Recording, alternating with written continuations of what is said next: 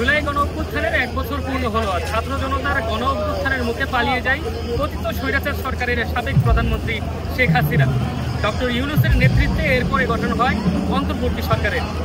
গত 1 বছরে ছাত্র জনতা যে প্রত্যাশা এবং আকাঙ্ক্ষা নিয়ে রাজপথে নেমেছিল তার কতটুকু বাস্তবায়ন হয়েছে জানবো ছাত্র জনতার কাছ থেকে।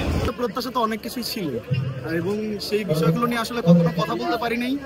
জুলাই এমন একটা মাস ছিল আমাদের কাছে যখন আসলে বলতে কোটা নিয়ে আমাদের কোনো কথাই ছিল না। কোটা ছিল যারা অনেক বেশি ব্রিলিয়েন্ট স্টুডেন্ট এবং যারা হচ্ছে আমরা প্রাইভেট ইউনিভার্সিটি স্টুডেন্ট, যারা সরকারি চাকরি যাদের স্বপ্ন, তাদের কোটা নিয়ে কথা ছিল।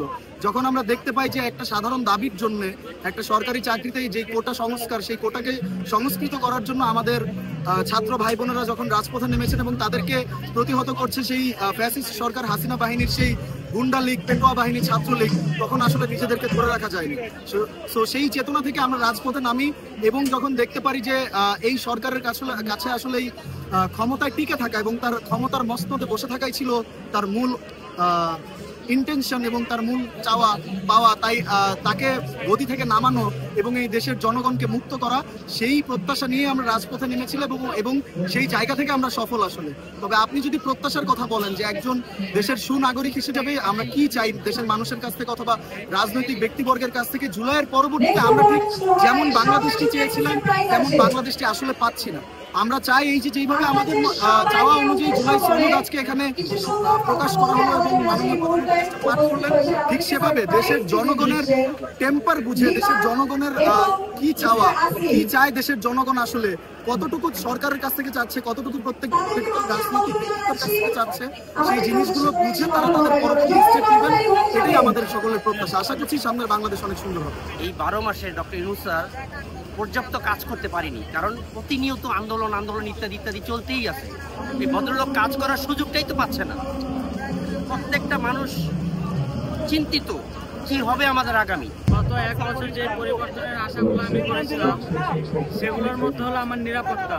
আমি যখন বের হবো যেন আমি নিরাপত্তা পাই, সেইখান থেকেই আসলে আমার বুকে আসা, এই জন্য এই রাজপথে নেমেছিলাম।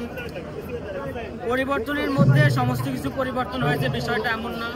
এখনো ভয় মানুষের পুরোপুরি কাটেনি, এখনো মানুষ ভয় পায় যে কখন কি হয়ে যায় না হয়ে যায়, কারণ শত্রু বাহিনী লুকিয়ে আছে, সবাই কিন্তু দেশ ছেড়ে পালায় নাই।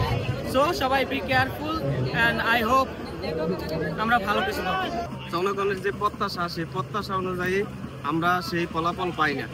এখন আমরা ফ্যাসিস্ট হাসিনাকে বিতাড়িত করেছি, ভারতের আধিপত্য বিতাড়িত করেছি, কিন্তু এখানে আমরা অন্য একটা ভিনদেশীর আধিপত্য দেখতে পাচ্ছি। সেই পশ্চিমা আধিপত্য আমরা ভবিষ্যতে দেখতে চাই না। আমাদের মোটামুটি মনে হচ্ছে আমরা ওই পথের দিকে আগাচ্ছি, যেহেতু আমরা যে প্রত্যাশায় আমাদের যে জুলাই আন্দোলনটা নেমেছিলাম, আমরা ওই প্রত্যাশায় মোটামুটি আশার প্রতিফলনটা ঘটতেছে, তবে এখনো পুরোপুরি হয়নি। আমরা আশা রাখি যে ভবিষ্যতে এটার প্রতিফলনটা ঘটবে। এটা হচ্ছে গত 1 বছর আগে আমরা যখন আন্দোলন সংগঠিত করেছিলাম, আমাদের অনেক প্রত্যাশা ছিল যে দেশ রাষ্ট্র সংস্কার হবে, সিস্টেম পরিবর্তন হবে, তার অনেকগুলো হয় নাই। তার একটা যদি বলি যে পুলিশ আমাদের গণ অভ্যুত্থানের প্রধান শত্রু ছিল বা তারা আমাদের গুলি চালিয়েছিল, সে পুলিশ এখন পর্যন্ত সংস্কার হয়নি। তার তো বদলি হয়েছে, কিন্তু তার ওপর পিঠে আমরা দেখতে পাচ্ছি যে আমাদের এই ফ্রিডম অফ স্পিচ ছিল না, সেই ফ্রিডম অফ স্পিচটুকু আমরা বর্তমানে পাচ্ছি। কারণ অন্তর্বর্তী সরকার অবস্থা আমরা দেখতে পেলাম যে প্রায় 150-টিরও বেশি আন্দোলন সংগঠিত হয়েছিল। তো সেই জায়গা থেকে সরকার জনগণকে হচ্ছে ফ্রিডম অফ স্পিচ দিতে পারছে, কিন্তু অন্যান্য যে সংস্থাগুলো